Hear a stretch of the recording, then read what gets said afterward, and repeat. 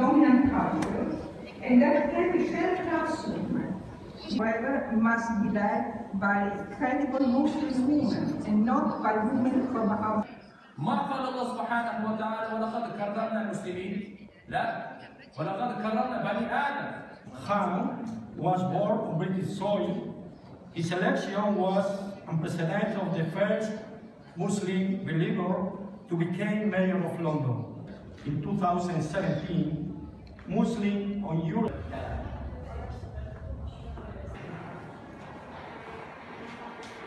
Donc le Forum musulman international est une initiative qui est née en Russie il y a 14 ans. En fait, c'est l'administration religieuse des musulmans de la Fédération de Russie qui ont initié ce forum. Et c'est eux qui financent en très bonne partie ce forum-là. Dans l'idée, c'est de réunir un peu des spécialistes musulmans, non musulmans, des islamologues, les hommes de dialogue qui s'intéressent à l'islam, auprès desquels nous pouvons, nos musulmans, trouver, de par leur expérience, une solution ou des solutions à certains de nos problèmes. Bien sûr, et ça se fait avec, en collaboration étroite avec les organisations locales, qu'elles soient d'organisation de gestion de culte ou d'enseignement, comme c'est le cas de notre faculté des sciences islamiques de Paris. هذه المشكلات في القرآن أم لا؟ موجود. ربنا سبحانه وتعالى يقول. J'aime bien ce genre de rencontres où les interventions elles sont courtes et elles sont riches. C'est ma première participation à ce forum musulman international. Ce qui est intéressant, c'est de rencontrer nos frères musulmans de l'Asie. Hein, donc on n'a pas toujours l'occasion de les rencontrer. Et surtout la thématique riche de ces défis de la mondialisation et les réponses qu'on peut avoir en tant que musulman, ce qu'on peut apporter aussi bien pour faire face à ces défis qu'en réponse aussi aux besoins de cette mondialisation. Et pour moi, c'est très intéressant que l'islam d'Orient et l'islam d'Occident se rencontrent. Et là, effectivement, c'est sous l'égide de la Russie et donc des musulmans de Russie, mais aussi on voit la présence de toutes les composantes de l'ancienne fédération de Russie, donc notamment les pays l'Ouzbékistan et d'autres pays comme celui-là. Et pour moi, c'est vraiment primordial que les musulmans du monde entier se rencontrent. Et s'ils se rencontrent à Paris, c'est encore mieux.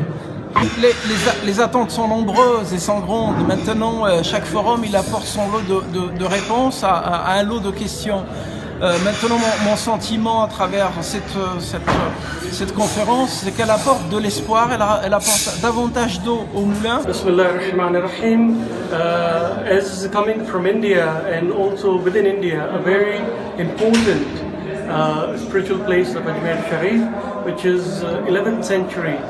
Zawiya al-Hind of Khaja Mainuddin Chishti, and the message from the Zawiya has always been love towards all and malice towards none.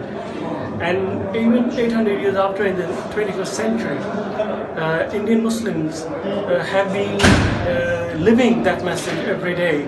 As you know, that India is the second largest Muslim populated country after Indonesia. And when we look around the world, when Islamophobia has become a daily talk through the media, people are just taking up any random issues and putting into the faith perspective of Islam. But coming here and sharing that message and learning that the different perspective from the Russian Muslims, to the European Muslims, and emphasizing on the hikmah, on using of the hikmah and serving humanity, and that is what the message of Islam has to be shared and amplified through all platforms, whether the forums, the dialogues, and sharing of different social, cultural societies. It's important when I go back, I've been writing about this, about the global understanding of Muslim culture and traditions.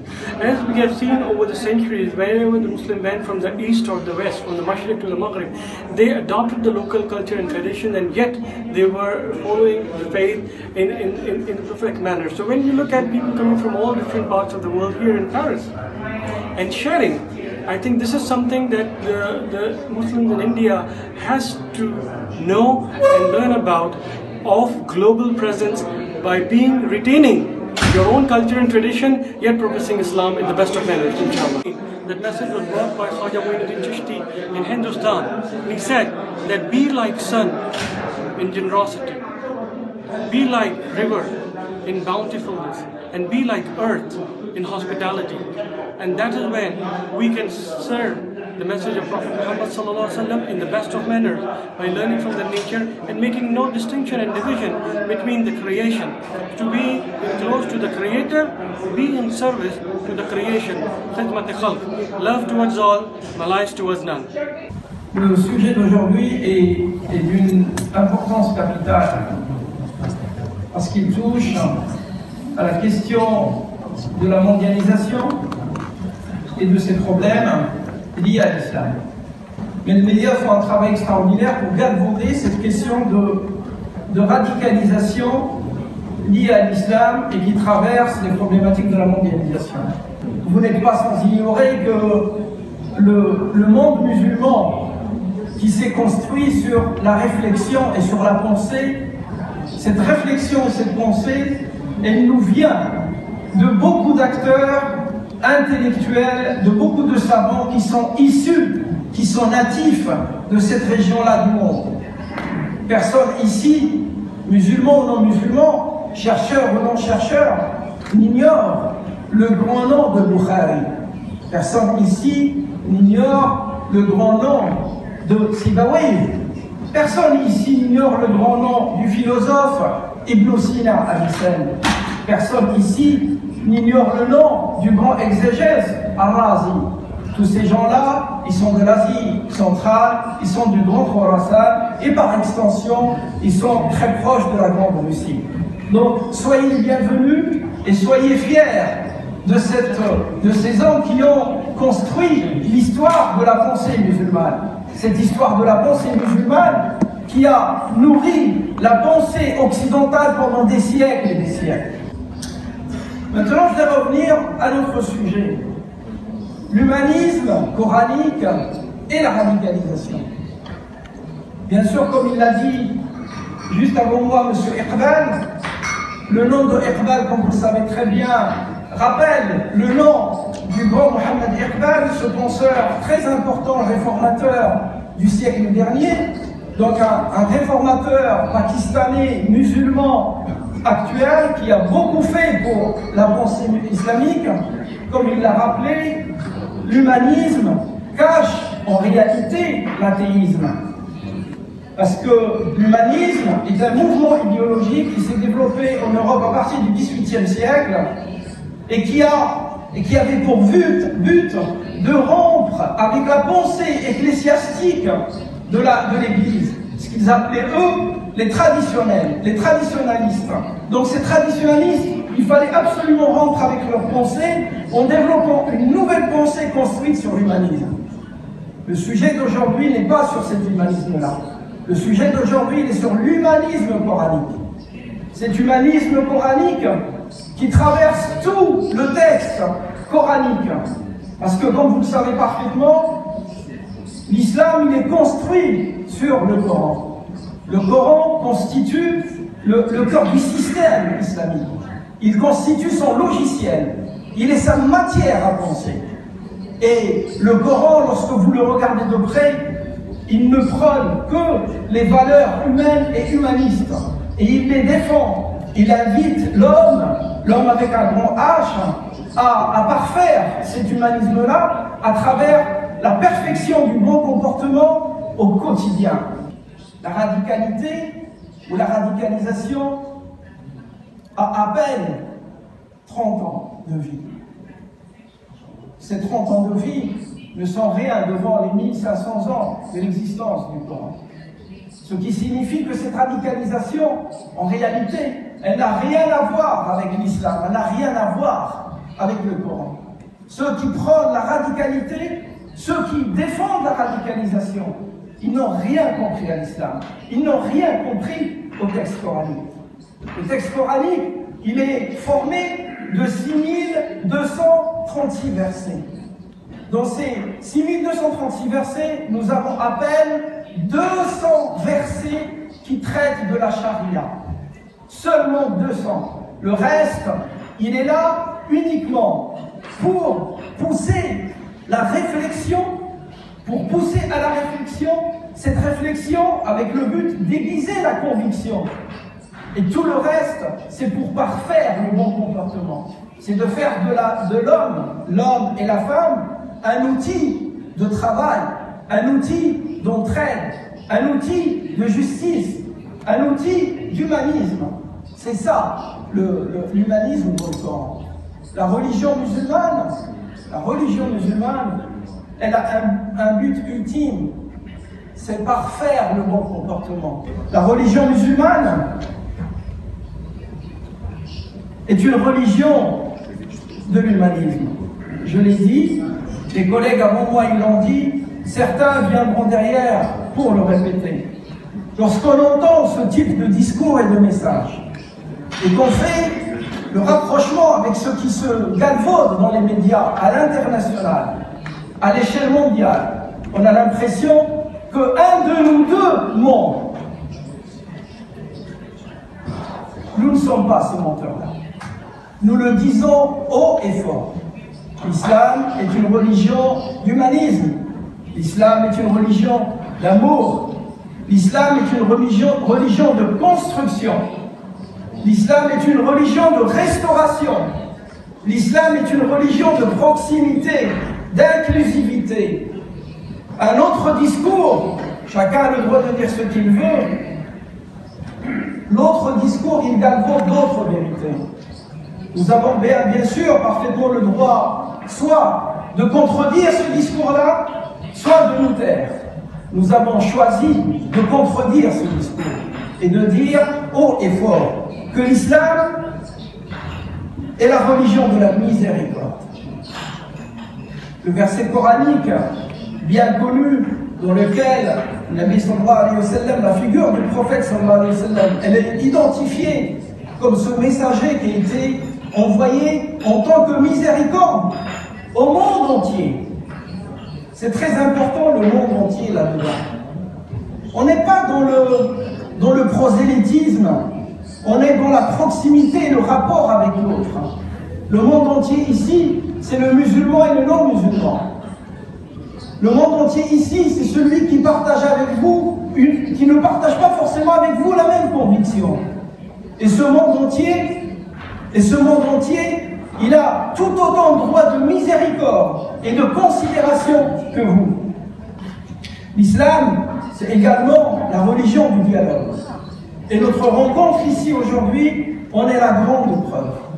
L'islam est surtout, entre autres, la religion de l'obéissance. L'obéissance positive. Allah subhanahu wa ta'ala dans le Coran dit wa ati'u Allah wa ati'u Rasul.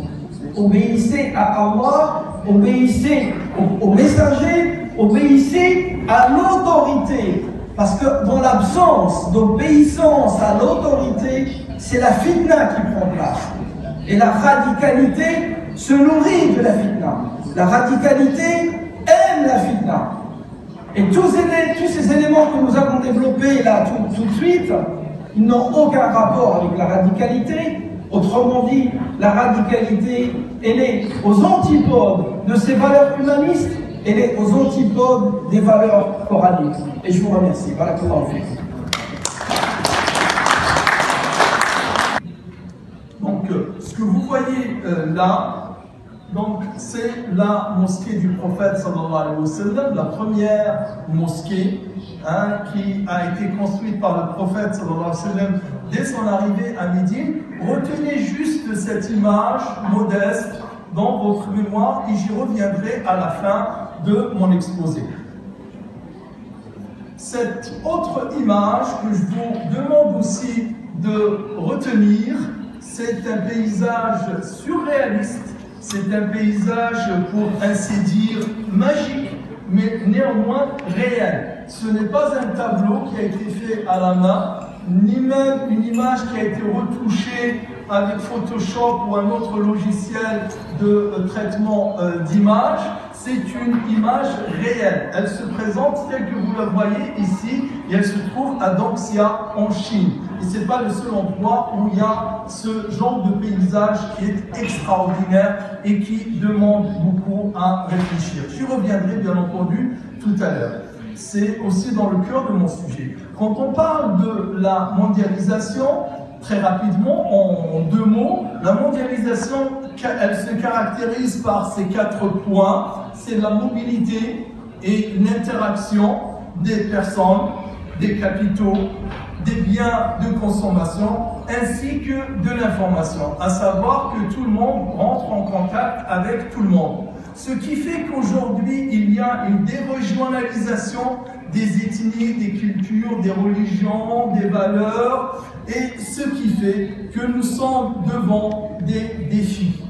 Les principaux défis de cette mondialisation sont au nombre de deux. Je parlerai du deuxième, bien entendu. Les problèmes qui sont liés à cette géoéconomie et son corollaire, ou bien on peut dire son mobile et son moteur qui est la géopolitique, ça c'est un défi, ce n'est pas le lieu pour discuter de cela. Mais je parlerai surtout du deuxième défi, à savoir qu'il y a surtout aujourd'hui se faire société ensemble qui se posait à l'époque, jadis, je dirais.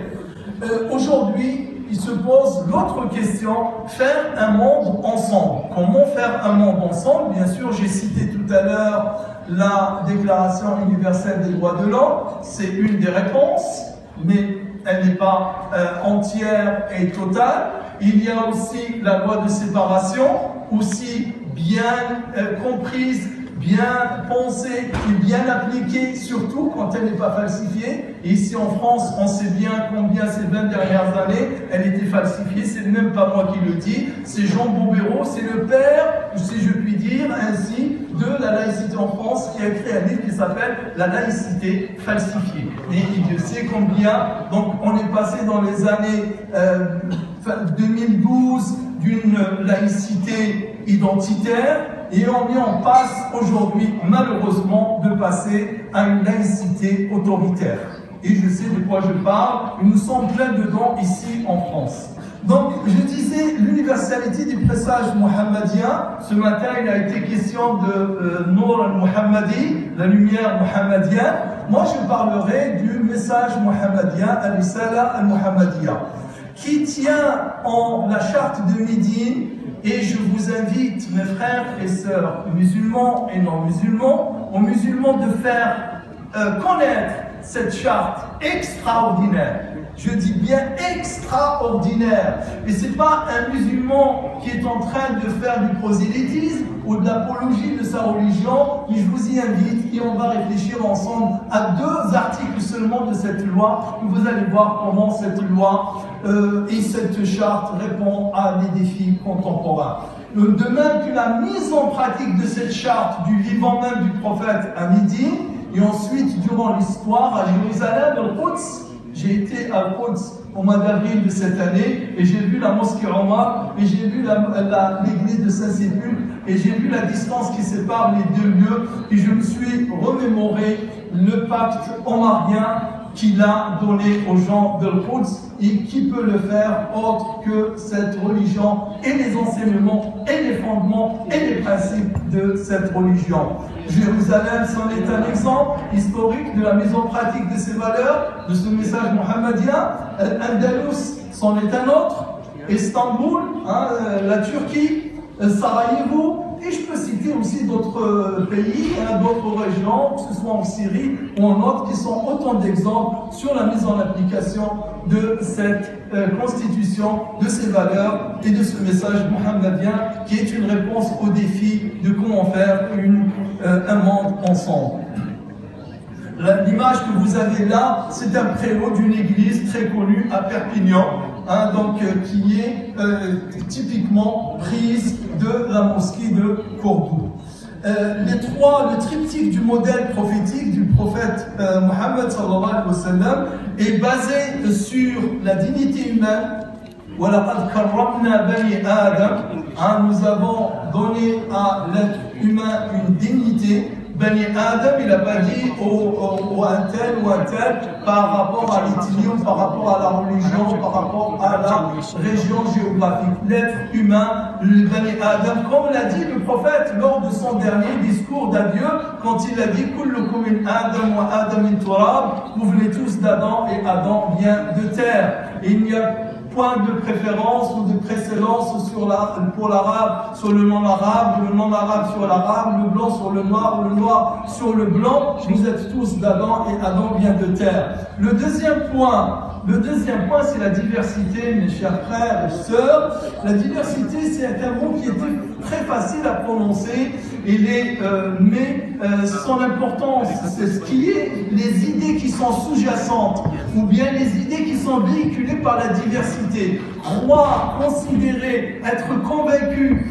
que la diversité est une loi naturelle et universelle va régler énormément de problèmes, parce que ça n'a rien à voir entre le fait de considérer qu'il y a une valeur régionale produite dans un temps précis, dans un lieu précis, et qui doit être partagée manu militari ou financièrement sur le reste du monde. La diversité, je citerai tout à l'heure un exemple pour cela, et la tolérance, l'autre pilier de cette charte, de ce modèle mohammedien qui est le verset coranique La ikraha fi din. C'est facile à dire, c'est facile à prononcer, mais qu'est-ce qu'il sous-tend, qu'est-ce qu'il porte, qu'est-ce qu'il enseigne, qu'est-ce qu'il institue comme fondement ce verset? Il signifie non plus et bien plus que le fait qu'il n'y a point de contrainte en religion.